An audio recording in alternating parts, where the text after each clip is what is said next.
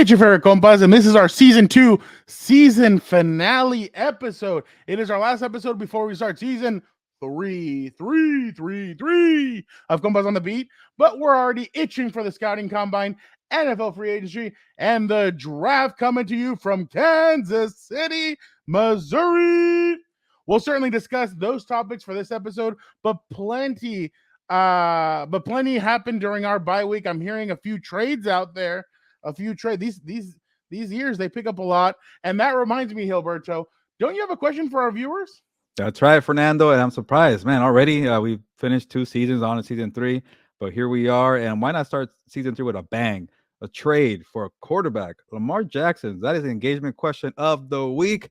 The former MVP of the Ravens. Do you trade Lamar Jackson or you keep him? So let me know in the comments. If you're in the audio version, jump on the YouTube and leave a comment. Do you trade or keep Lamar Jackson?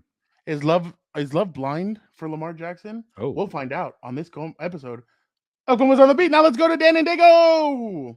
Welcome one, welcome all to another glorious Wednesday. I know you've been waiting to hear that intro for about a week and a half.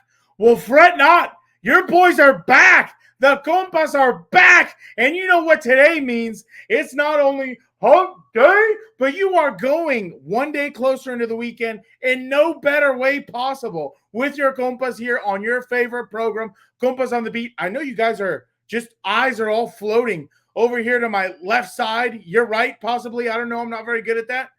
Look at this right here. We got sweatshirts now. Woo! We are moving on up. We got sweatshirts. What? We got t-shirts. What? We got hats. We are working on a merch website, which that stooge, that scumbag, Hilberto, is supposed to have up and running before the NFL free agency madness. And it is going to be madness when your Compas drop that. That is going to be amazing. I'll tell you one thing about this hoodie right here. There is nothing warmer, and there is nothing I have not stopped wearing this. Obviously, washed it and everything else. I have not stopped wearing it. It's been raining down here in San Diego. What the hell is going on? I'm not used to all this rain. So this Compas on the Beat sweatshirt has kept me warm this whole time. There is no better freaking sweatshirt out there. Keep your eyes peeled for that drop. But anyway, let's get to it. The Compas have you set for the season 2 finale with our NFL takeaways. What? We still got our avocado roast going. What? We got it all here on your favorite program, Compas on the Beat. Thank you all so much for getting us so close to 800 subscribers on YouTube. Be sure to keep being a Compa, tell a Compa, try and help us get to 1,000. But anyway, enough dilly-dally from Dan and Dago. It's time to get to the best damn program in all the universe. From all the way across the hallway, play the music, Nando! Welcome to Compas on the Beat. I'm Fernando Ramirez. I cover the Los Angeles Chargers for the Sporting Tribune. With me, as always, my co-host, my tag team partner, Gilbert Manzano, who covers the NFL for Sports Illustrated. What's up, bro? I didn't butcher that, bro. Yes, still trying to get used to that title, but yeah, it's been a nice couple of weeks covering the NFL for Sports Illustrated. It's an adjustment, but Fernando, during the bye week that we had, it's good to see you, by the way, and nice energy that you have. But you don't miss a beat because you were on Compas FC. Take a day off or a week off. But I don't know how to do that. I don't like that. I guess I'm gonna look bad here because I'm a slacker. When during the week You off, did House of Horns. I did. That's right. I did. Yeah, shout out to House of Horn. Early plug here from Fernando. Look at that, a company man right here on the Compas on the Beat network. But yeah, you know what? I try to get settled into my new job at Sports Illustrated, and then write my story, and then watch some garbage TV. Love is Blind After the Altar, and Perfect Match. So Fernando, I think you got into Perfect Match too, but yeah, it's a lot of characters. I'll just say that on the show, and it feels like little trading cards. It's a lot of moving characters. Do you want a Francesca card, or do you want a Chase card? Do you want a Dom card, or do you want a Shane card? Who's your favorite, Fernando? Dude, for some reason, like Shane reminds me, like if there was a third Bosa brother out there, that's Shane. It is Shane. Like exactly. Like it's just another Bosa. Like it's a third Bosa brother. He's all big and stacked and everything, and I'm like, dang, this guy's big, but. You're right. It's a lot of moving pieces. It's funny. Dan and Dago, little Daniel and I started watching it. My mom comes in, she's like, "What in the hell are you guys watching?" And we're discussing it like if it's a football game. And she's like, "Gee," she's like, "Good Lord." She's like, "I don't know what's wrong with you It's a guys." game pretty much. Like after a while, like, okay, nobody's looking for love here. They're doing a strategy here for staying one more night and staying in the same room with some stranger. Like by like the 7th episode, like okay, Inez from France, she's been with like 8 dudes in the house because she just tries to stay on She's French. yeah, she's living on to see another day. It's like a just make it to the next round and the next round. But I Dude. want to see you make comparisons though eventually of all the characters from NFL Well, no, players. we will. But dude, when Francesca tells the dude, "I'm gonna bite the bullet and I'm gonna go on a date with Damien," I'm gonna bite the bullet. I'm like, dang, okay. Like, I'm like, thank you for your sacrifice. Like, get out of here with that. It's just funny to see all the moving pieces that is on the show, and it's crazy. I can't believe it. Yeah, people are probably tuning in right now. Like, what show are we on? Is this Compas on the Yeah, Beat talking NFL or talking garbage TV? But I'm telling you, friend, eventually, like season 4 is gonna drop. A Love Is Blind. We need to have a episode recap. No, you know what we should do? We should do one show where you, Dan, and Dago and I just watch it on TikTok Live, and we're just going through it, and just people are watching it along with us. That would be some funny It would be stuff. dangerous because the comments that I make from some of these characters, man, I Oh, don't I know. know. No, and I didn't bring Vic the producer into that because I know he'd probably throw up. Yeah. And you know that air sickness bag, he'd probably throw up into one of those. So I was like, we'll He's save him. probably itching to give an Ant-Man review. Yeah, exactly. So but yeah, no, and Gilbert, obviously we also have some pretty cool stuff coming out. I know we teased it a lot during the Super Bowl week. Tell the people about it. Yeah, shout out to Dan Dago for trying to plug the new merch, but people have been asking me, I'm not wearing a shirt right now. I should. I'm terrible, but the guys Victor and Dan have it covered. We got the hoodies, we got the shirt and the hat, the Compas on the Beat. Nice logos there, stylish, I want to say. And yeah, we got Alan some and orders coming in. profile. Woo! There you go. We got orders coming in, and we got the website being built right now. So hopefully for March Madness and the NFL free agency frenzy, we'll have the website out. So hang tight for a couple more weeks or maybe 10 days, whatever it is, we'll get it done. What do you think? How long does your bracket usually last for March Madness? Before it blows up, you mean? Yeah. Yeah, I want to say definitely like it depends. Usually, sometimes like the first weekend, which is really bad, and then sometimes it'll be I think Sweet 16. That's the most I could go. There's a couple of times where I do win the whole thing, not to brag there, but yeah, last year I got my partner Caroline into the March Madness, and she did much better than I did. So shout out to her. And By the way, shout out to her. She had a birthday earlier this week. Actually, yeah, good timing. I was gonna say she's been helping me with the merchandise website, and it was her birthday on Monday. Look at that, good memory there, Fernando. Yeah, no. Yeah, so obviously, big things happening for her. Big things happening for the show. But yeah, no, Gilbert. Now, obviously, there's. I mean, I didn't do anything to the bye week except for Compas FC. I had to do some work, and then obviously, Dan and Dago was like, "Hey, the high school where he works at." He's like, "Oh, they have a couple of basketball games. You want to come and check them out?" I'm like, "Oh, okay, I'll go see the kids."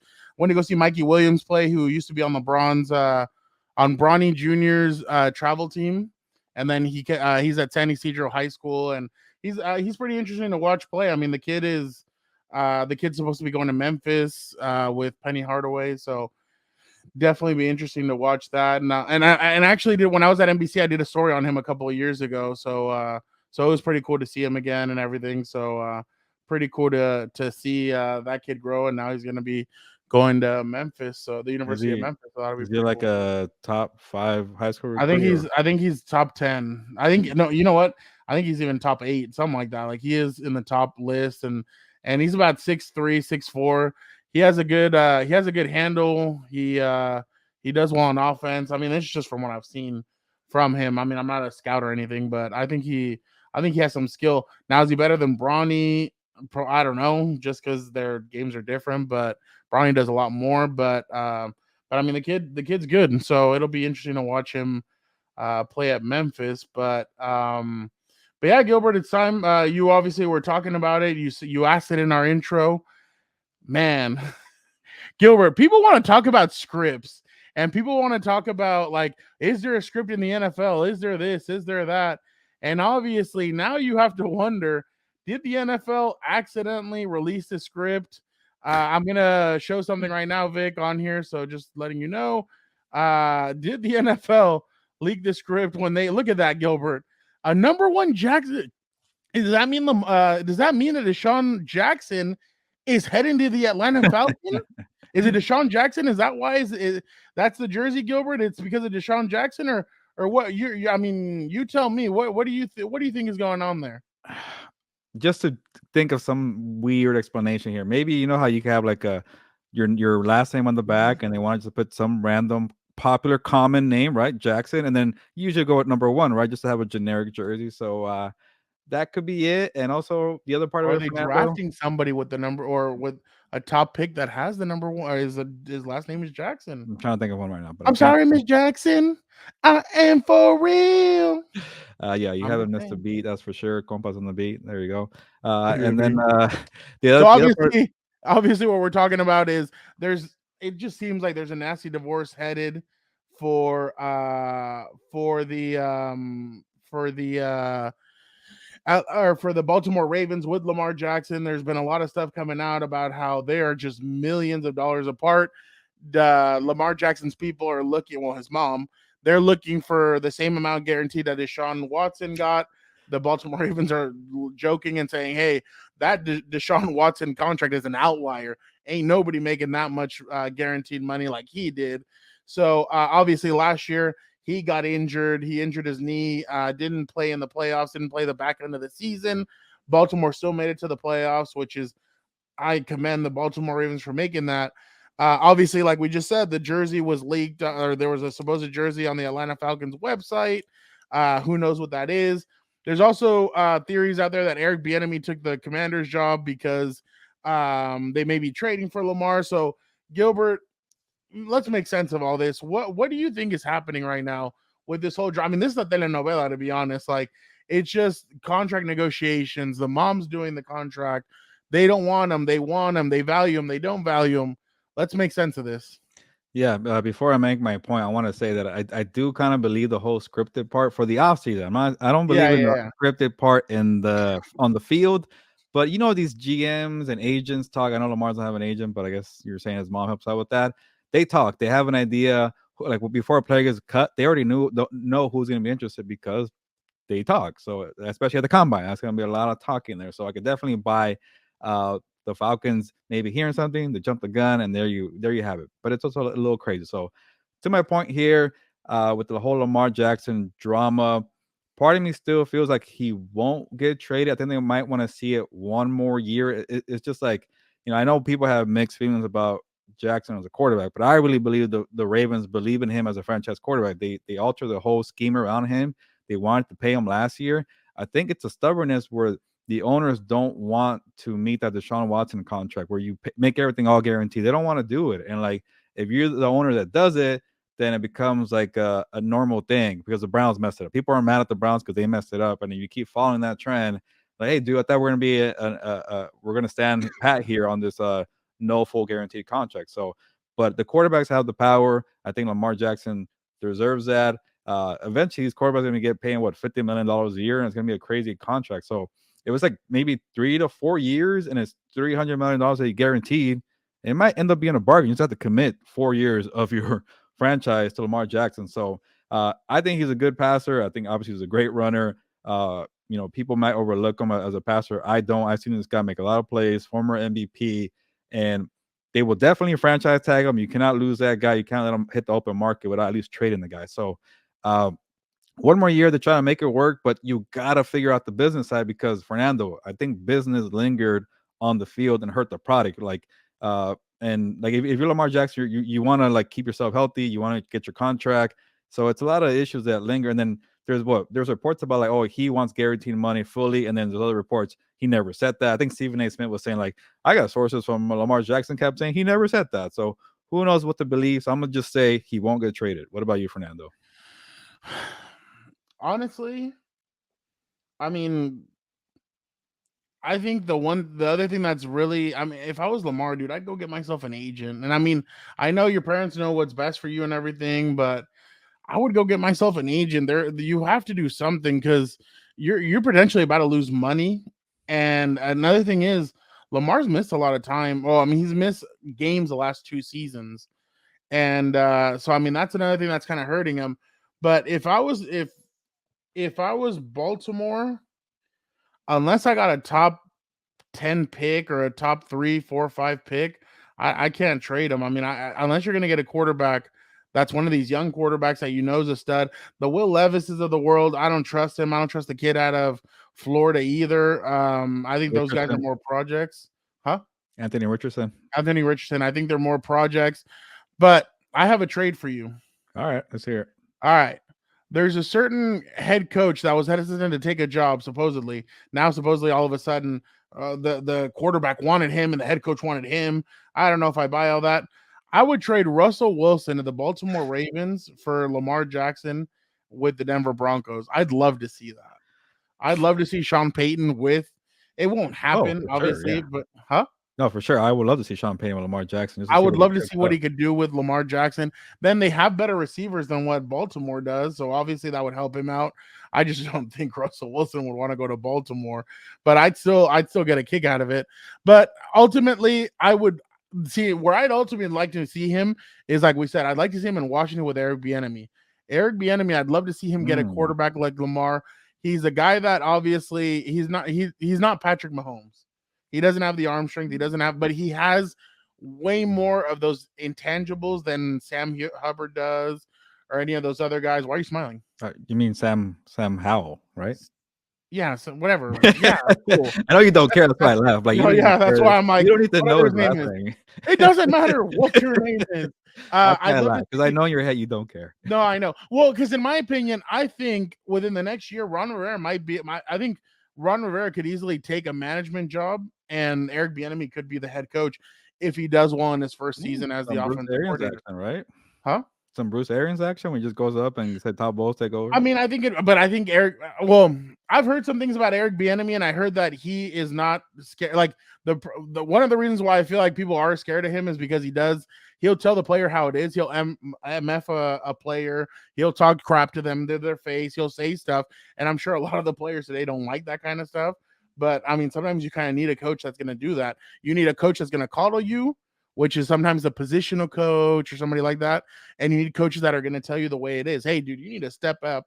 If not, you're gonna ride that bench the rest of the season, stuff like that. But I'd love to see the Eric Bieniemy era the offensive era get off to a good start. I think trading for Lamar Jackson would help. And another thing is, since Ron Rivera's been there, they have not been able to secure a quarterback. I wonder how many. And I mean, obviously, I don't know about the top of my head, but I think I saw Terry McLaurin has had 8 or 9 different quarterbacks throw him the football since he's been there. I think it was 8 or 9. Man, and they have some pretty good weapons. So I'd love to see Lamar end up in Washington, get the Eric Bieniemy era started, let John Harbaugh get whatever quarterback he wants. I know that you shouldn't be able to find it that hard because that offensive line is very good. Now you just need to bring up the receivers and the running backs are good, but now you'd have to bring up the receivers to on par to be with the quarterback. But I just think that they need to go for a divorce already. I think it's done. Like, get yourself some high draft picks, get yourself 3 first rounders if you want for Lamar. But I think it's time for a divorce there. I think the bridges have been burned, and that's what I told you from the beginning of the season. When your agent is supposed to tell you, Gilbert, they love you, man. They think you're the freaking crowd. They think you're the shit. You're gonna be the guy. They love you. When in turn they're really saying, well, can Gilbert manage a team in the fourth quarter and bring us back? He runs too much. We need him to sit in the pocket and throw a little bit more so he doesn't get hurt. That's the thing. That's what the difference between an agent and Lamar's mom's going to tell him the way it is. So that's just my 2 cents on that. Well, you said a whole lot there, Fernando. Before I get to your point, that reminds me of the whole Daniel Jones situation where like he fired his agent, and then now there's reports saying that he wants $45 million per year. Is it the old agent saying like this is what this guy wanted? That's why I got fired. He's not getting that, or what? I don't know where that's coming from, but it's a very now. Let's be realistic, Gilbert. Now, like you sit him down. Well, let's be Penny. Come on. like a You're not GM. Danny. You're not Danny Millionaire. You're Danny Dimes. Like and, you ain't Danny Quarters yet. Chill. and that's why maybe the GM got fired. But I mean, sorry, the agent got fired. But if you're Lamar Jackson, like you need somebody to tell you the truth. Sometimes you can't handle the truth and things Yeah. happen. But yeah, the whole Russell Wilson thing, if you're the Broncos, man, you gotta somehow get out of that. But it's gonna be tough. But I like the scenario there, but I think maybe the Broncos have to eat like a big chunk of the contract. I don't know. I feel like I said something else there. And then the Commanders landing spot I really like a lot. And Fernando, I'm sort of a GM myself, besides the initials. To quote there, the guy, the Goblin from Spider-Man, wrote a story on Aaron Rodgers with trade proposals. What? Sorry.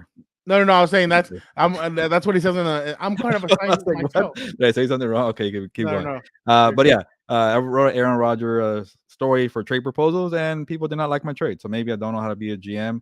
And I like your topic there for 3 first-round picks, because it's hard to figure out how many first-round picks for a quarterback. People yelled at me that Rodgers getting 1 first-round pick was a lot. I thought it was a nice, fair offer. One's fine. It just depends on what position in the draft, though. Like, I guess so, but it's like age matters or contract matters, and then also, but I also think the way you perform matters. Like, if you want a Tom Brady at 43 for what he did with the Buccaneers, that's definitely worth the first-round pick, right? But Lamar Jackson's younger. You still got to pay him, though, a whole bunch of money. So maybe it could be anywhere from 2 first-round picks to a third-round pick. But lastly, to end the segment here is I want to see him with the Raiders. I don't know if Vic, the producer wants to see that, but I want to see him in Las Vegas. Vegas needs something electric. Yeah, Lamar Jackson. You need something in Vegas. Why not some star power? Bro, they got the XFL. What do you mean electric? They got all they need. They're getting started on the XFL. And they're getting the it's Vegas, man. Give me something big. I know, exactly. All right, Gilbert, it's time for Compas on the NFL. What was your biggest takeaway from the 2022 NFL season? Yes. So I'm really into like free agent mode right now. So another story plug, SI coming, I want to say next week. My top 50 free agents, so you can yell at me there too. And I noticed that a lot of interior defensive linemen are about to get paid, like either in free agency or in a contract extension. They're going into their contract franchise tag, all that. And I'm like, one common pattern from the 2 Super Bowl teams, that interior defensive line was nasty. The Eagles had Hargrave, they have Fletcher Cox, Sue, Joseph. Am I missing anybody? Yeah, what? And then obviously with the Chiefs, they had Chris Jones. So, one thing I want to say, maybe because Aaron Donald didn't play as much, but the gap's closing on the interior defensive line. It was Aaron Donald right here, and then the rest over here. There were some ballers out there this year, and I think it really matters because, as you know, covering the Chargers, Fernando, this too high shell where they're taking everything away downfield. Teams are adjusting now offensively. They're trying to take the little dump off. They're running the game. They're running more often. And what do you need? The guys up top in the middle, the interior guys, the big guys to close it. And they need to get paid for that. Like Chris Jones about to get paid. Dexter Lawrence from the Giants really impressed me. Javon Hargrave's going to be a top free agent. I have Darion Payne here. A lot of these guys are going to get paid. And then it's like they don't get edge rusher money. But I think it's about time they start considering them because the franchise tag is tricky for now because off-ball linebackers and edge rushers, they're the same. Like you got to pay the edge rusher, but you can't pay the off-ball linebacker that much. And they got to figure out something with the tiers here because I think edge rusher and interior guys are much closer than the off-ball linebackers. But I'm rambling now. I was just really impressed with those guys up front. And, yeah, it's time to get paid. I feel like the off-ball linebacker is starting to turn into the running back at the end of the defense where you just go get guys, plug them in, stuff like that. So, yeah, I feel you. I want to make something very clear. We're in March. Last year, by this time, people had already crowned the Chargers, the Raiders, and the Broncos AFC West champions before. And, I mean, people do it all the time. People had already crowned the Cowboys Super Bowl champions, as they normally do. Wait until November, December. Look at all these top teams that were supposedly for real in September and October. You have to wait. And that's what I've noticed is that people like jumping the gun. I don't know if it's for clicks or because people really believe it, but I like to wait until November and December to see who the real teams are because teams start to flounder. I mean, we all saw the highest rated offense last year at one point were the Miami Dolphins. And towards the end of the season, they were not that good. So I just like to wait until November and December. That's when you find out who the teams are for real. Gilbert. No, I okay, agree. you can respond No, if I you'd was gonna like. say the Buffalo Bills. Remember, crowned them in September, and nowhere to be Exactly. found. They had beaten the Chiefs. They had beaten the Chiefs. They had done well, but then obviously they slowed down in the back end of the season. Gilbert, during the playoffs, we talked about the importance of having a quarterback on a rookie team or team friendly deal. Did Patrick Mahomes debunk the notion by winning the Super Bowl? This is where I take my victory lap. No, What do you mean? You guys all said rookie contract or nothing? no. Well, I said team friendly. No, there you go. well, I like no, go that. ahead. Team friendly. No, I'm adding to it to make myself look good. But I think we were trying to establish where are we going to meet here because you guys were really on the rookie contract. And I'm like, there are other ways. And then obviously we met in the middle. Like, yeah, you're right. But I guess, maybe it could be, I'm willing to say this. The Chiefs might be an outlier because they have everything there. And then maybe as Dan Nagel will say, yeah, that's why Patrick Mahomes always win. But he does have the good front office. He has a good ownership. He has a good coach. Good OC, but he's gone now. We'll see about that one. A good defense That's too. A and good that's offensive rare line. too. Like how many? No, and I'm just talking about front office and coaching. Yeah, Like no, it's not a lot of tough. organizations have that kind So of. I'm not ready to like say okay, I for sure won this debate here, but I think the Chiefs are an outlier. I know we saw it with Stafford and the Rams, so there are ways to be done. Yeah.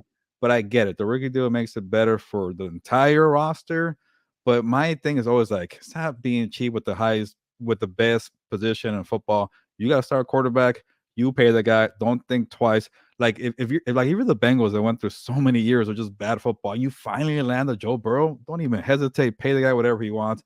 You fix it later. You might have to trade T Higgins, but eventually the good teams with the good cap gurus, good front office, they figure it out.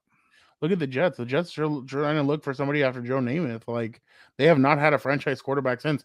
I'll say that, like you said, they're an outlier. The Chiefs are different. They literally have everything from top to bottom. They probably are one of the most perfect teams in the last few probably years. That I mean, it's I guess from the Robert Kraft, Bill Belichick to Tom Brady, I think this is the next kind of group that plays it perfectly. The only thing is, I feel like Patrick is making a lot more money than what Tom Brady was. But at the same time, the GM is just doing a great job of being able to pay guys and still keep their. Now it's going to be interesting to see how they're going to do it with their left tackle, Orlando Brown. That's why I said he was one of my high guys this year on how he's going to get paid. Will he get paid? But we'll see how that happens. But I'm with you. I think the Chiefs are an outlier, but I think people can take from the Chiefs and try and learn how they're going to do this. Gilbert, the Philadelphia. Hold on, Go ahead, Fernando. Let me give you one extra question, Fernando. Just to be very quick, because I saw this being thrown around. The Chiefs being a dynasty. Can you be a dynasty when you win 2 Super Bowls in 5-year span? I'd rather 3 out of 6. Oh, okay. I think 3. I think your 3 is usually. I think the Lakers kind of put it in my head, and so do these other teams that it has to be like the Patriots, 3 and 4 years. Like I feel like usually that has to be the thing. It has to be 3. But they're close. I mean, and they've made it to they're what 3 out of 4? No, they've made it to 3 out of 4. They 3 out of the 5 because they lost one.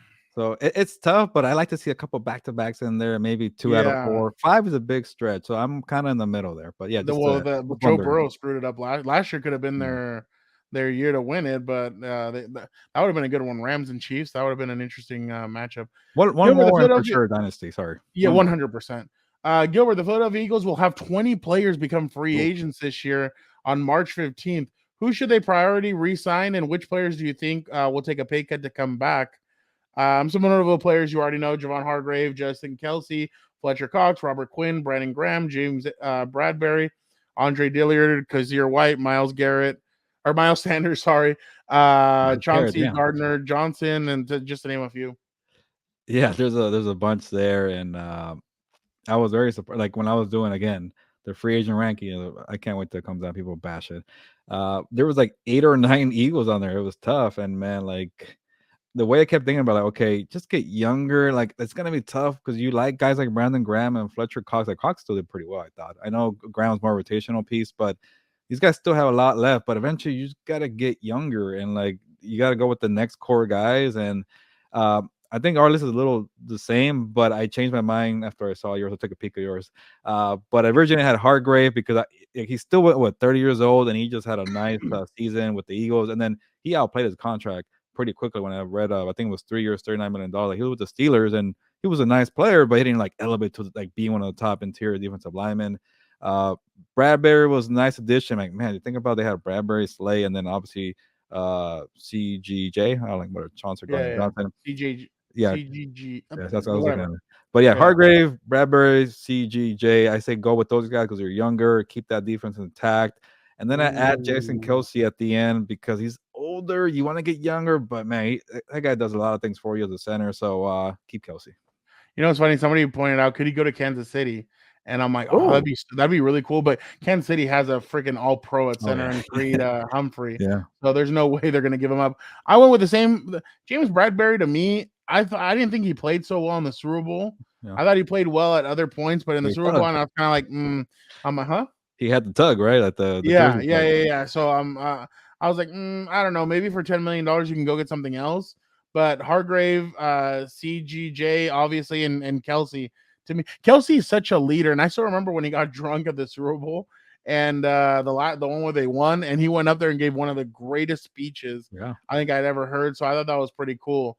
So definitely, I think those guys are those three are a priority. Gilbert, it is the week of the scouting combine.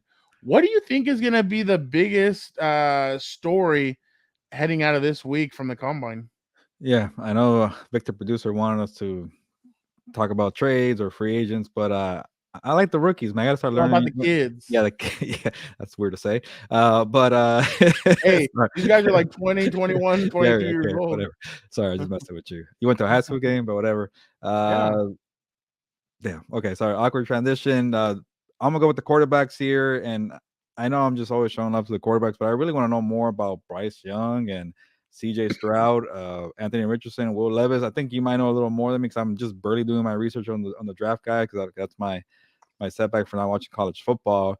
But I am very intrigued with Anthony Richardson. This guy sort of reminds me of Cam Newton. But can he polish up as a quarterback? Cam Newton, was a machine, but he never got to figure that out. The whole being a nice solid thrower. Will Levis, I don't I have seen some shaky video on him. And then the biggest story that's going to come out, I feel like, from the draft. You know it, Fernando. It's always your hand size, your height, your shoe size.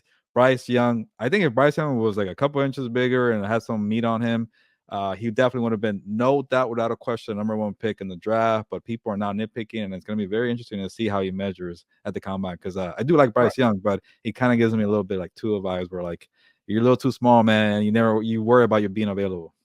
Bryce Young, you have an invitation to come over to my house. I got you, bro. We'll get some meat, some pork chops, some lamb chops. We'll get all that cooking for you. By the time the draft comes around, you'll be playing weight, bro. Don't trip. I got you. Gilbert, I'm excited about this tight end group. You remember when I was at Notre Dame, I gave you a name, Michael Mayer. I told you I think that kid is special. He has some Gronk and some Kelsey to him. I like him a lot. It's not just him though. You have the kid out of Utah, Dalton Kincaid. He's had some questionable stuff just because of his injuries. Luke Musgrave from Oregon State. You got Sam Laporta from Iowa, and Darnell Washington out of Georgia. Funniest part is the Chargers just hired somebody out of Georgia. I can't remember what the guy's name was. And everybody, I think he was a tight ends coach at Georgia. So everybody's like, "Oh, the Chargers are going to go get Darnell Washington at tight end because that's who the Chargers that's who Brandon Staley just hired." I'm like, "Dude, chill. Like that doesn't mean he's going to go get him." But I thought that was pretty interesting as well. But I think this tight end group is one of the most stacked that it's been in years, and I'm very excited to see what this tight end group is going to be. I just get hyped about tight ends, and I feel like obviously Justin Herbert needs a tight end, so I'm definitely all about that. But Gilbert, it is time to go to a man that knows no fear, no bounds, Dan Andago. You are back here with your boy Dan Andago. Just to remind you of a few simple things.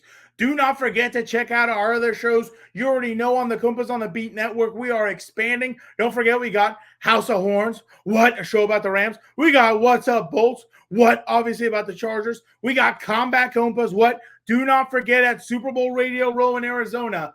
Do not forget at Super Bowl Radio Row light heavyweight champion Jamal Hill sat down with your compas. Do not forget also, the guy who runs AEW, the Jaguars, and everything else. The legend himself, Tony Khan, sat down with us at Super Bowl Radio Row. That was an interesting conversation. Do not forget to check those out on Combat Compas. We also, if you love everything about the Champions League, about on the other side of the pond, what they call football, do not forget to check out Compas FC. It is about to get electric because the Champions League and all the other leagues are starting to heat up. Do not forget to check us out on all our social medias. We got at Compas on the Beat on the Instagrams. What? We got Twitter at Compas OTB. The OTB is capital. What? We got the TikToks at Compas on the Beat. We are everywhere. We are expanding. Thank you all for getting on this wagon and enjoying the ride. But let's get back to the program. Well, thank you, Dan and Dago, for that. That's some good stuff, bro. I'm just trying to imitate Jamal Hill. That he had a good. I remember at the Super Bowl, he gave us some good. He spoke like that the whole time, so it was hilarious. By the way, him trying to steal Dan and Dago's hat and the negotiation skills of Dan and Dago, we got to clap that one up. His negotiation skills, trying to get him to wear a hat or a Compas shirt. That's some of the stuff that people didn't get to see, but it was pretty funny. All right, Gilbert, it's time for rapid fire. Something or nothing, Gilbert. No Super Bowl champion over the last 14 years has employed a running back making over $2.6 million. Whoa. The leading rusher for the last 14 Super Bowl winning teams with the highest salary was Percy Harvin in 2013 with $2.5 million. And if you remember, Percy Harvin was a hybrid. He was running back, receiver, returner. He did all that stuff for the Seattle Seahawks. So what do you think? Something or nothing? Definitely something, Fernando, and I am surprised because I did not know the stat at all. So that's all it takes is under $3 million to find a running back. That's a big kid for the Saquons of the world, the Josh Jacobs, the Miles Sanders, Tony Pollard, and Bijan from Texas. So go find a guy who could be like a Devontae Foreman from the Panthers. Just a guy who's affordable, runs hard, because that's all you need in the playoffs. I feel you. I'm with you. It's something, Gilbert, especially because if you look at it, I mean, you just need numerous running backs that can do a lot of different things, similar to the way the Eagles won their last Super Bowl, the way that the Chiefs won it this year. You just have a lot of different running backs that can do a lot of different things. And that's how you're going to win a Super Bowl. You just need guys one running back that can run, one that can catch, one that can do it all. And boom, that's part of your recipe for a Super Bowl championship, Gilbert. Gilbert, something or nothing. The Eagles losing both of their offensive and defensive coordinators. Shane Steichen, friend of the show, took the coaching job with the Colts, and Jonathan Gannon stayed in Arizona after the Super Bowl to become head coach. Gilbert, if you don't mind, I will go first on this one. I think it is something. This is the first time that Nick Sirianni is going to be going through coaching changes as a head coach. You're losing both your defensive and your offensive coordinator. Now it's going to be interesting to see who he brings in. Is he going to go the veteran route and go get somebody who's a veteran who can help him? Or is he going to go the rookie route and bring in somebody who hasn't done it before and maybe go off? And let's not forget, Shane Steichen took over play calling in week 5 toward to the end of last season. So that's going to be another interesting aspect of the way he hires. But I do think it is something. Gilbert, what do you go? Bang, you're in. There you go. Definitely something here. I like this whole box here. There you go. I have the box here. And it's definitely something because it's tough to replace coordinators like that, Jonathan Gannon and Shane Steichen. But shout out to Nick Sirianni. He did something right. He knows how to lead a team. So I think he could do it again. And teams like, Sean McVay or Bill Belichick, coaches leave, and you got to make it work. So I think it's going to be another challenge for Nick Sirianni, but showing his track record the last couple of years, he'll make it work. Our boy, Tyler El Dragon, told us about Bijan Robinson. He wants Bijan Robinson on the Chargers, obviously. He told us numerous times. He's texted it to me before. But right now, he is the running back from Texas, Gilbert. He is considered a generational talent by many NFL scouts. The last running back to get drafted in the top 10 was Saquon Barkley back in 2018. If you're a team in need of a running back this offseason, Gilbert, would you draft Robinson in the early round or try and sign a Saquon, a Josh Jacobs, a Miles Sanders, or a Tony Pollard? What direction will you be going for your running back? Yeah, well, Fernando, after that stat you gave me about the last 14 years of Super Bowl, maybe neither here. Maybe go with the bargain running back.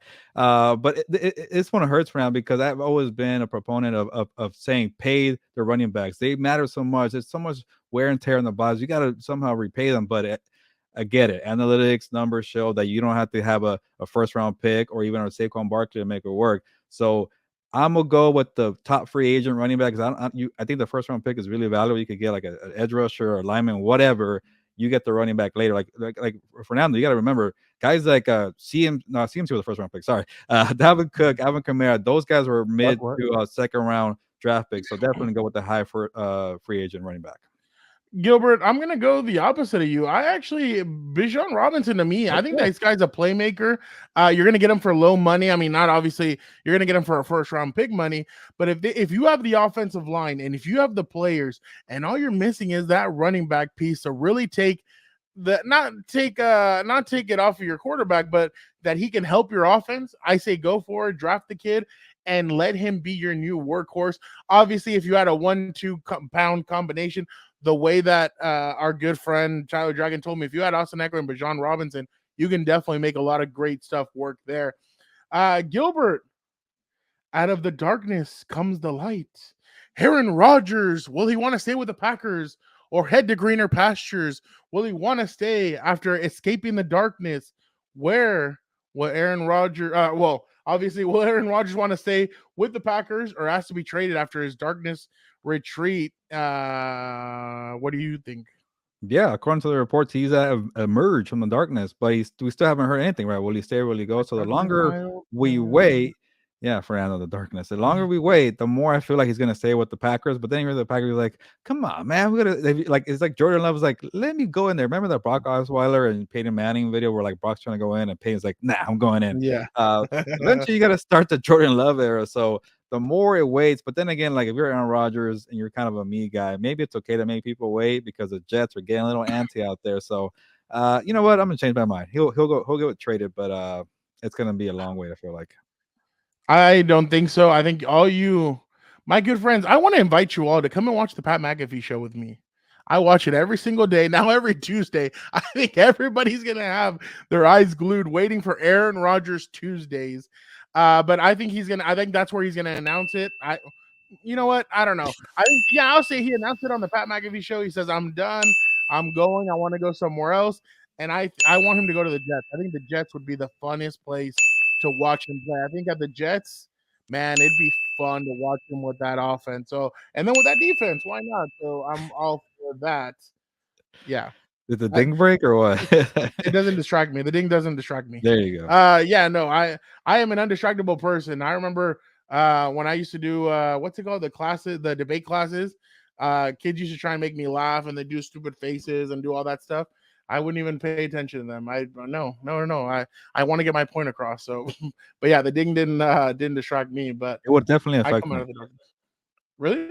Yeah, I cannot multitask, but not about me, though. According to Brandon Staley, there's no such thing as multitasking. That you're actually not multitasking.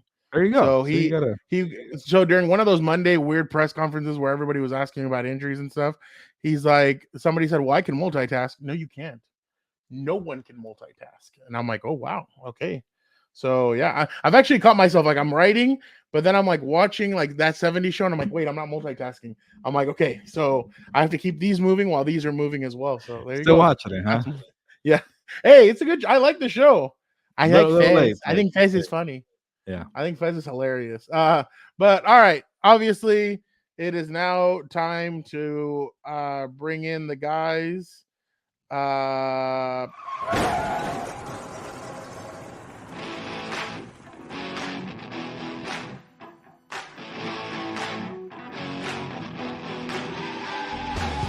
I got a taco.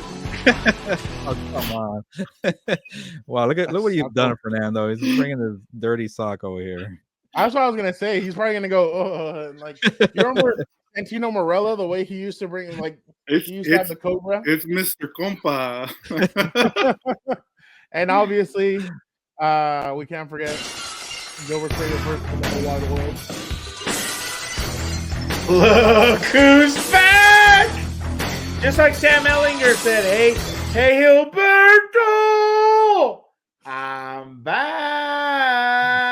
The guy from the Colts? Yeah, it doesn't matter anymore. It doesn't matter anymore. Well, at least it's the right quarterback, not Sam Hubbard over here with Fernando. Oh my Yeah, God, whatever. yeah, They're all the same thing. right. It's not going to be either one of them being the quarterback. Who announces their starting quarterback in February? Nobody. There could be so much that happens. Exactly. I told you, if CJ Stroud comes over to the house, or was it CJ Stroud or Bryce Young? Bryce Young. If he comes over to the house, that weight problem ain't going to be a problem no more. I got you, bro. Hey, he's gonna be eating good. He's gonna be eating good with tortillas de harina, chorizo, carne asada. Hey, Melissa's a good good chef. So definitely, 100%. Will they also get a hoodie though? Because you guys are rocking the Compas gear. I like it. We messed up here. I don't know what to tell you, dude. It's like I said in the promo. It's been cold as hell down here. It's been raining and everything else. This is the warmest sweatshirt I got, so I always got it on now. I think I've been wearing mine too many times that I need to wash it. That's probably what happened here. But shout out to you guys for being ready because the talent is here. It wasn't ready. Yeah, that's terrible. I still remember that. That was the most idiot. That was the dumbest thing I think we've ever done. You know why it was great though? Uncle Joe's reaction was hilarious, dude. The talent is leaving. Yeah, ring the bell. Hear ye. He's like, the talent is the worst part is we kept their passes. We didn't even give them back. Oh yeah, that was even funny. The next red carpet we go to, we're gonna wear the Compas gear. All four of us. There you go. I'm already working on the polo. Vic, what was your biggest takeaway from this NFL season? I think that the offense is starting to kind of change ways again with the NFL in terms of you no longer need a defense to win come the playoffs. I think it's you better have a good offense in order to win a Super Bowl from going forward, just because of between the new rules and everything that's been going on with that side of the ball. I mean, you came in with we talked about with the Eagles, they had 70 sacks, and I know people are making the excuses that the field was terrible and all that went on during this after the halftime show and how the field got all wet and stuff like that. But honestly, you just need a really good offense, and that's going to lead you to the Super Bowl. We've seen it with the Rams, even though they didn't score a lot of points. We're starting to see the shift now that, you know, especially with all the new rules that the NFL continues to provide every offseason, you know, it's going to continue to be that. So, I mean, yes, you still need defenses of, you know, during the regular season and playoffs, but honestly, a better offense now beats a good defense. So that's my biggest takeaway. Dan? This is my takeaway, and you better start playing that superhero Metro Boomin song, so I'm about to be a villain. Linemen lead the freaking way. I don't care what anyone tells me. I have been saying this for years. The top two positions offensively that you need to secure and have 5-star rated, number one is the center, and number two is the blindside tackle. The only reason I say blindside tackle is because you have people like the throwing Samoan who are left-handed, and you've got to protect them. Then it's the quarterback, and here's my reasoning for it. You saw in the Super Bowl who was there, the two teams with elite offensive lines, and it all starts with the center, Creed Humphrey and Jason Kelce, because everybody forgets the wide receivers and all those skill players, they'll run the same routes no matter what the coverage is. The linemen have to communicate and the center has to communicate with the other four offensive linemen and make sure they react correctly to a defense that's moving pre-snap and everything else. So I'm not going to get into the whole quarterback stuff because that's in my burial. So I'm going to get to that later. But that's all I'm saying. The most important thing to make it to a Super Bowl is an offensive lineman, and you see bad offensive linemen cost people championships.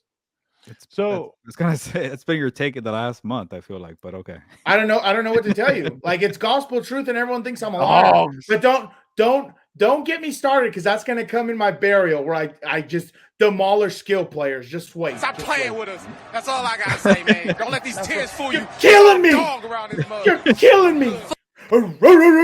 Only dogs up in here. I was gonna add to Dan and Dago's point because, like, to me, the MVP of the Super Bowl was the Chiefs' offensive line. Like, I mean, it should have been because what they did. I mean, this was an Eagles team that allowed 70 sacks, and they held them to 0 sacks. I mean, they had put on a damn t-shirt, Vic.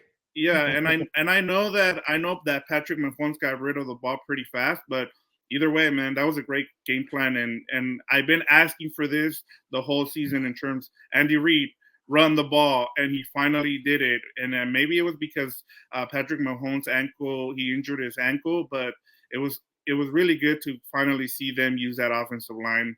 And, I'm interested to, yeah, my bad. I was gonna say I'm interested to see what they're gonna do with that left. I'm telling you, Orlando Brown, that's a big free agency move, Yeah, and he's I know all right.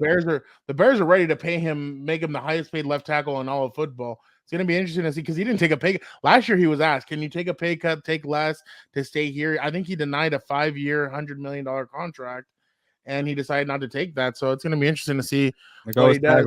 tag him again, so he won't leave. Tag him again one more time. That's all right.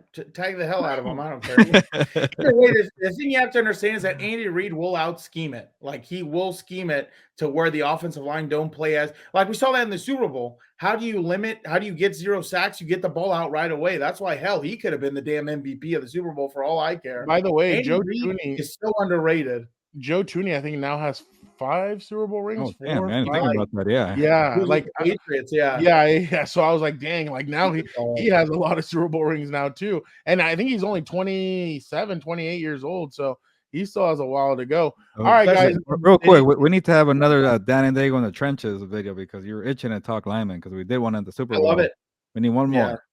There you go. All right, guys, good takeaways from both of you guys.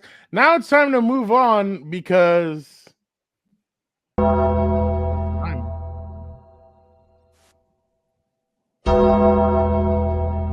he's actually doing the eyes. That's actually a pretty good one. The Shane. Exactly. All right, it's time for burial of the week. I forgot. Sorry. Vic, I'm gonna let you go first because you're like I've actually agreed with this one, especially because most places the Wi-Fi sucks or your internet sucks in there and you can't get in. They get mad at you. So I'm gonna let you go first. So my problem began watching the Super Bowl and the commercials, and they're still asking you to use a QR code. And I'm like, who is using a QR code now? And I get it. Like during the pandemic, we started using it when we went to restaurants and the menus. But it's been a couple years now. I want a physical menu. You know I sound like an old man. I'm showing my age at this point, but I've heard this from different people, even younger people. They're like, hey, give me a physical menu at this point. And then the same thing, like, does anybody? I might use this as a question, as a poll question. Does anybody use any of those QR codes that pop up on TV? And do you get anything out of it? Because I just, like, I'm tired of it. Like, just give me a physical menu. I don't even use a QR code. Like, I don't even understand, like, if it's supposed to help you or not. But in terms of my burial, like I said, stop making the QR codes happen. Like, let's just move on already. I'll just say the only time I like it on my TV, I don't mind at the restaurant. Like, it's whatever, your phone's out, the menu's there because you're on Yelp, whatever. But it's annoying we have to do it on TV. But the only time I do like it is when you have to like log in from your app. Like you have to log in on your smart TV, but you don't want to do it on TV. So you take a picture of it. You could do it on your phone. Much easier. That's about it. But Shout out to the Waffle House for having menus. Still. Oh yeah, what's an physical menus? place? Yeah. The other thing is, get rid of damn automatic faucets. I can't stand those things. I'm over here doing this, cussing at the damn thing, and the water doesn't come out half the time. I'm like, what the hell's going on? Tricky. Gilbert, what's yours? Yeah, we're gonna be old guys for this burial of the week. I am fed up with iPhone chargers. They're expensive to get, and then they break, and then they change them. Like, I try to beat the system for now. Like, I got like 3 because you need one for what? For work, for the car, for the house, and the laptop. So I try to get cheap and got some cheap ones on Amazon, but those last like 2 months. It's the worst. Then you go buy one at the Apple store, and you get the wrong one because they changed the freaking whatever thing on the charger. So everything's like a scam. I'm starting to become like that, and like they want you to change the battery. They want you to do a new upgrade every phone. It's a scam. I'm trying to go to an Android now, but I can't bring myself. Oh no! I know. I don't want to be a green bubble, and that's what they get you. Yeah, that's the group chat marketing. It's fine. It's fine. Don't be that guy, Gilbert. Don't be that guy. I am fed up with iPhones and everything, and You know my Androids are laptop. You see my disgusting. Mac, Fernando. Like the freaking thing is half broken. I'm annoyed. Yeah, Sorry. no. You know what? And I was gonna go let Dan and Diego go next, but I have to go next because I need to complete this old Yes. man thing. Yeah. Yes. What is wrong with this generation of kids? My God Almighty, Gilbert, Vic. We're at the basketball game. We're sitting behind the pit, which is the student section. Daniel was there and They everything. were So we're sitting absolutely there. lit, as the kids So say. it was actually pretty. They were actually pretty It was funny. the 'Cause vibe. the other team was like, "Daddy's money," and they're like, so obviously the school was chanting other stuff. They're like they were like tax the rich. They were saying the other kids, and these guys were, what did they, tax evasion or write off? Yeah. So it was a funny back and forth. So we're standing there. There's a lot of people. Like you could tell they oversold the gym 100%. on purpose. Well, we're standing there. We're watching the game. All of a sudden, this girl comes up. She stands on the seat right in front of me. I can't see anything.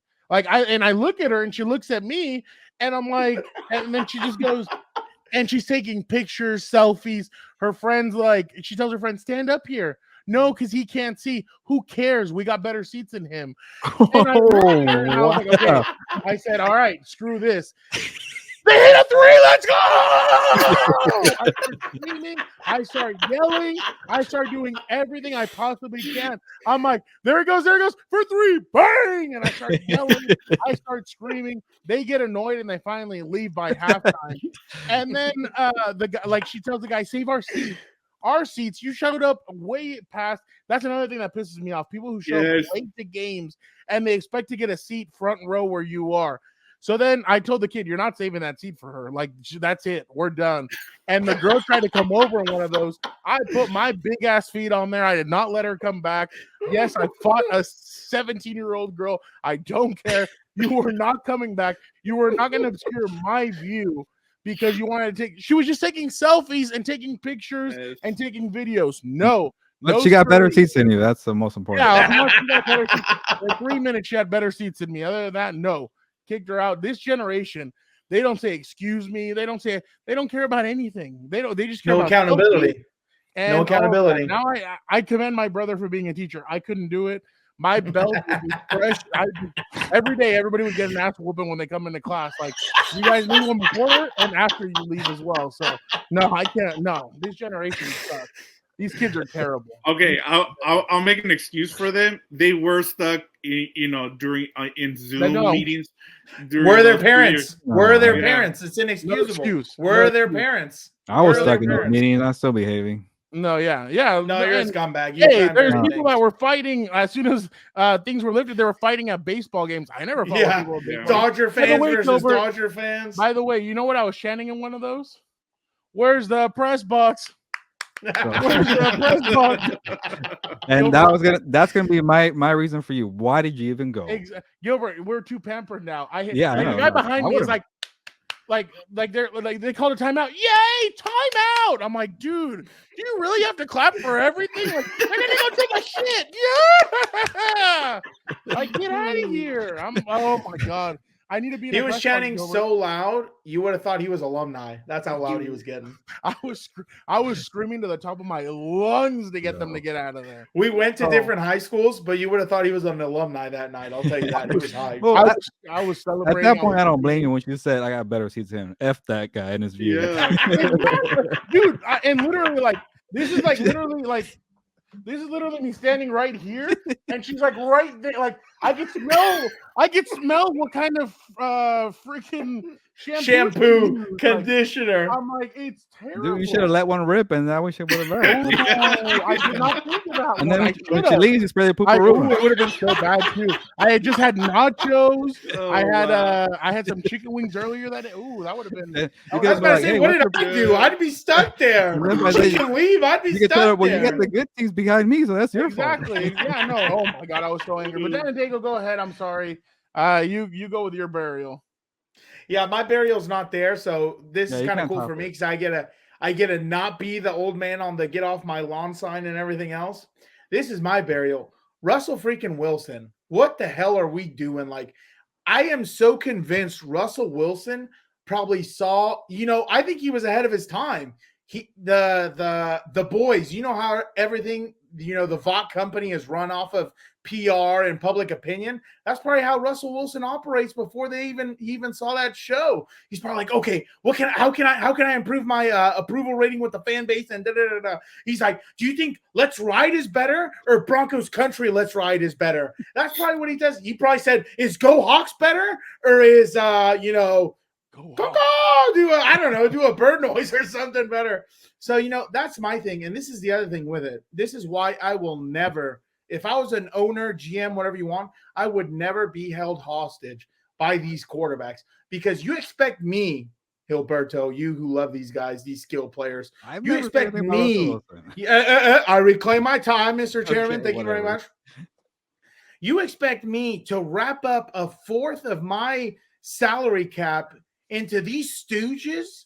If I'm going to wrap up a fourth of my salary cap into a quarterback, it better be a freaking Joe Montana, Tom Brady, Dan Marino, Justin Herbert, these type of guys, Joe Burrow, these type of guys, because some of these guys getting paid are getting overpaid just because these franchises are panicking. And I think it is more prudent for these franchises to use that 200, 300, 400 million and build a roster and go find yourself a Trent Dilfer just to hold it down and win a Super Bowl like that by no turnovers. The quarterback position is so overhyped, paid, and everything else. In my mind, it's ridiculous. Give me 5 offensive linemen who are studs. I'll conquer the world. You watch. So Fernando, if you're coaching Russell Wilson and he came to you, hey, man, can I get an office? What would you do? That's what he's doing right there. Yeah, I'm setting you up right here. That's what he's doing. No, if he tried to get his head coach fired. No, like none of your other teammates have an office. None of your obviously. Get team 3 out of here. This is a 53-man roster. This isn't a 52 plus 1. The day that they make the quarterback salary different than the salary cap, that's the day you can have your office. Until then, no, not even then. Not even then. Why they hold these quarterbacks on a pedestal, I'll never understand. All right, just because by the way, real quick, Dan Diego, is Russell Wilson Homelander? Because I can see it now.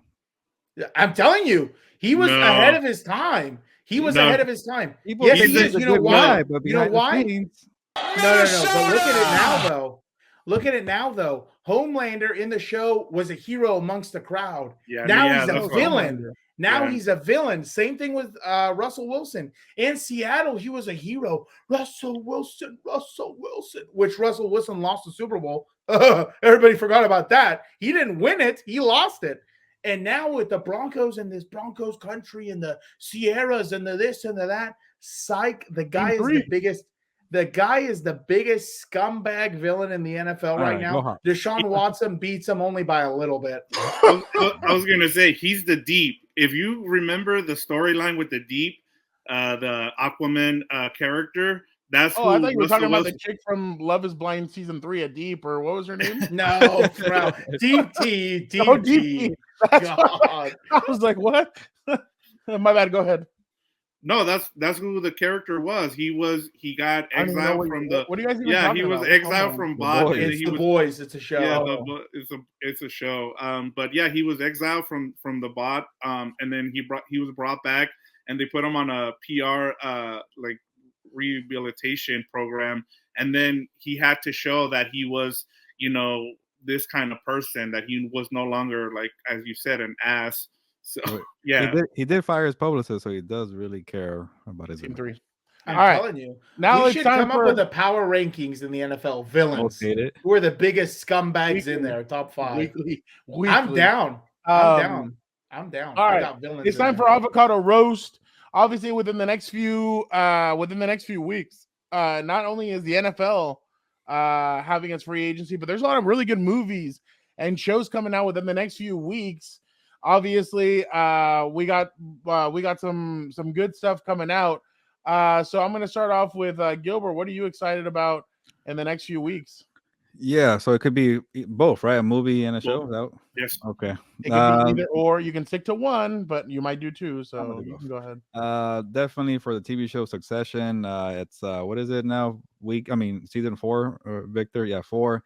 The Roy family. Oh, by the way, the older Roy had a commercial in the Super Bowl. That was cool to see. With Canelo.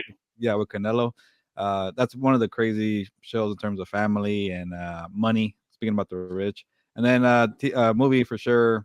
There's a lot of good ones, but I don't care. John Wick 4. I like the John Wick series. A bunch of action. I've actually never Not a watched Keanu it. Reeves guy. I need to watch it. I don't.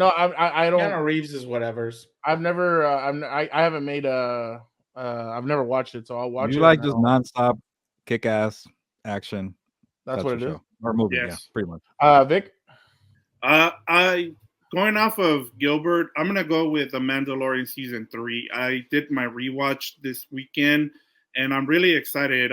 If you go from season 2 into Boba Fett and you watch episode 4, 5, and 6, I'm really excited to see where they go with this. With this season. You have Is the last Grogu. season? I don't know, but they're making the Mandalorian like the Mandoverse.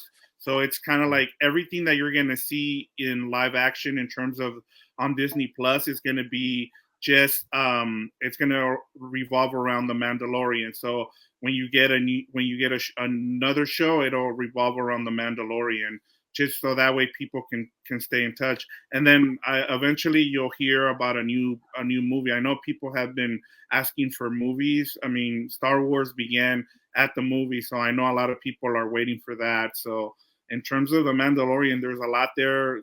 There's a lot of characters that a lot of us nerds are waiting for. So I'm excited for that. And in terms of the movie, I'll go with Creed, as I know you're going to talk about, and I'll talk about why later on, but I'll just throw Creed 3 out there. Dan. I'm excited to watch Drive to Survive. Started it today. Drive to Survive is about Formula One. Way better than Hard Knocks. I'll tell you that, Hilberto, with the drama and everything else, way better. The only movie I care about really is Guardians 3. I think everything else so far from what I've seen has been kind of trash, or I'm not too excited for. So those are basically my two right there. What about Love is Blind season 4 coming out later in March? I have that for the rotten, the good, and the bad. I'm going to talk about that later. I was going to say, just to point out, a lot of people got into Formula One because of that show. It's on Netflix, right? Yeah. I'm telling you, it's better than Hard Knocks. In Hard Knocks, it's so unnatural and unorganic, the supposed conflicts and all that stuff. But here, it feels like they don't edit it, or they edit it very well to all the entertaining parts. We're basically on episode 2, and Daniel and I were laughing our asses off because of the Mercedes-Benz main guy. But I'm going to go Creed 3. This is the first time that Sylvester Stallone supposedly will not be in the movie, so I'm interested to see. Sylvester Stallone the other day broke my heart on social media. He came out and said that he already has a script ready for Rocky 7, but that because of his fight with MGM, I think they will not. Obviously, he can't release it, which saddens me because I would love to see Rocky Balboa one more time. I honestly think, and I know number 5 sucked, but I think everything that he's done with this franchise has been incredible. They've done some really good stuff. Even number 5, the ending. I mean, when he has to fight, Tommy the Machine Gun. I love the flashback to Mickey. So obviously, and I think they've done a great job with the Creed movie. So I'm interested to see what Michael B. Jordan's going to do by himself. And I want to see if somebody's in that movie, Chief, maybe him or Gilbert. Who knows which one? Can you imagine if it's him? Just my phone out. Trying to figure out my charger. No, not you. You know what I'm talking about. Oh, I don't even know. Yeah. So I'm definitely interested to see if somebody's there, Chief. So that's what I'm basically looking at. But all right, guys, the good, the bad, or rotten avocado. Gilbert, why don't you start it off?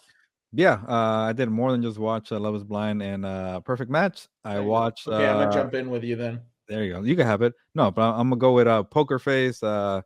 Peacock. Poker Face. Not that one, but yeah, the name could have been better, but I get why they called it that. It's with the girl from the American Pie, the redhead girl. Yeah, I don't know her name, but she's I don't know how good she is in the show, but the cast around it and the storytelling is great. Dan, even you, Fernando, because you like Glass Onion. It's a very good mystery show, and each episode is a different mystery to solve. And the way they start from the murder to picking up all the pieces it's very interesting. You would think after a while it'd get pretty dull and repetitive, but I completed the 8 episodes. I think there's 2 more in each one. Maybe there was one that was kind of crappy, but 7 out of 8 were fantastic mystery episodes, and I will give it definitely a good, and might as well give it a rating. I will say it's like a 88 fresh avocado. There you go. Dan, Yeah, that's the director. I'm gonna go with rotten avocado. It's just so funny to me, the irony that these dating shows come up with. We were watching The Perfect Match, like Frau and Hilberto hinted at or said, and they put the most toxic people in here, but they're like, oh, they're not here for the right reasons, and this hurts so much, and they're only there for the clout. They're clout chasers. That is all they want, and this is the facts right here. In season 1 of Love Don't is give Blind, me a six by the pack because way, I'll join the show.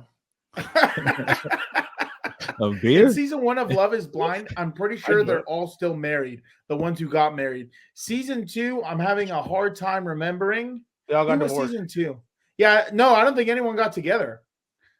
I Season lose 3, track, but you're season committed 3, to this. season 3 with Nick, and there was 2 couples that supposedly got married, divorced after 2 years. Why? All of a sudden the show's over. All of a sudden we have to actually live together, and this and that. Same thing with The Perfect Match. Same thing with The Perfect Match. That was season 2. Well, whatever. What the hell? Keep on going. In season 3, Let 'em whatever. go, let 'em It's go. so idiotic. It's so idiotic. It all blends But together. they found a way to bring these characters back into The Perfect Match, and it was just And that's that's why what I it find is all interesting. toxic. Yeah. They're all toxic beings who only It's- chase the it's clout. it's like the That's all Avengers they of want. bad reality TV Hell shows, yeah. just merging That's together all for they one show. want. They're I'm not telling you, there to watching get married Joey and Bo- have kids. Watching the third Bosa brother in there is interesting. I'm telling you. They're Oh, man, all with so with toxic. I shouldn't give any spoilers, but with the water splashing Who- on those two guys, it was Oh. hilarious. Dude, that was so bad.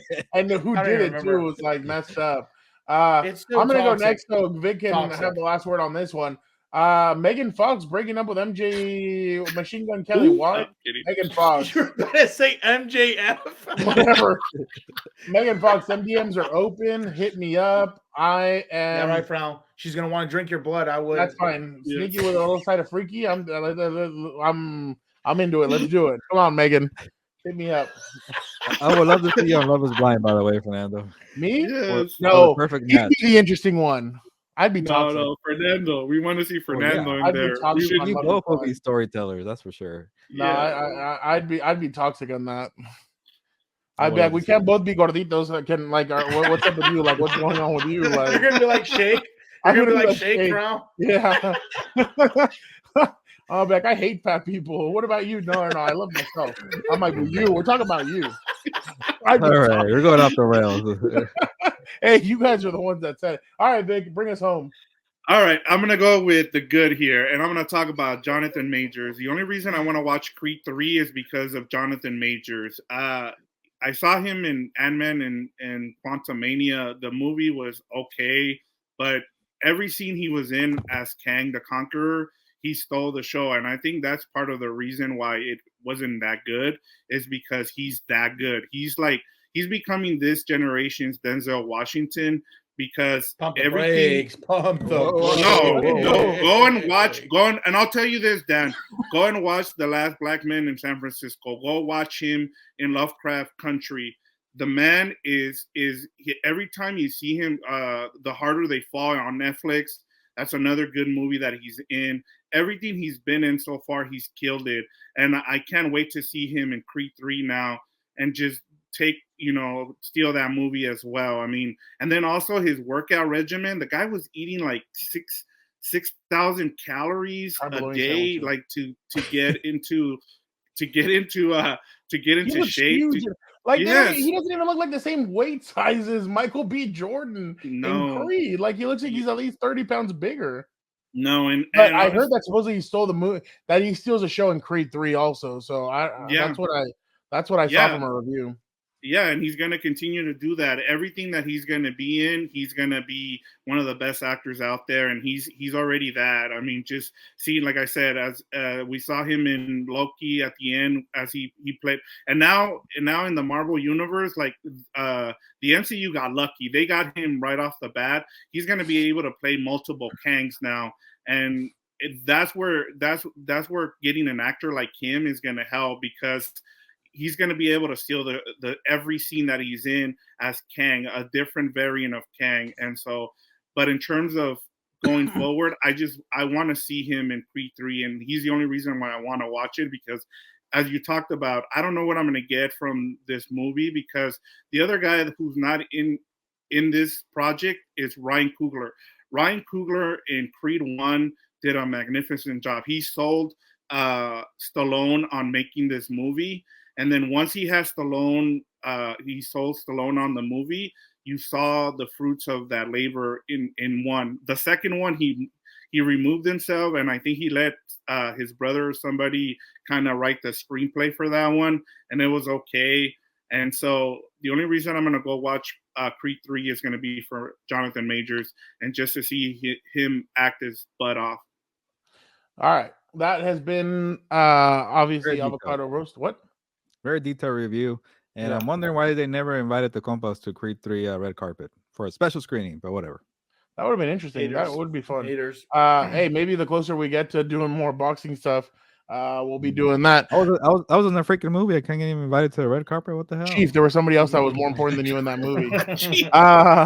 Thank you guys so much for checking out another episode of Compas on the Beat. We appreciate you guys so much. Do not forget to be on the lookout for the merch drop. Like Gilbert said earlier, the Vic has a sweatshirt. Right, Dan has a sweatshirt. There's some other stuff that we're going to be dropping as well. So we appreciate you guys so much. Don't forget to check out House of Horns. What's Up, Bolts, Compas FC. There's a lot of good stuff happening. So we appreciate you guys so much. Don't forget to like, subscribe, comment, help us get to 1,000 subscribers on Compas on the Beat. We appreciate you guys so much. All the social medias, you already know them. You heard them from Dan. Thank you guys again. We appreciate you guys. Be a compa, tell a compa. Have a great combine week.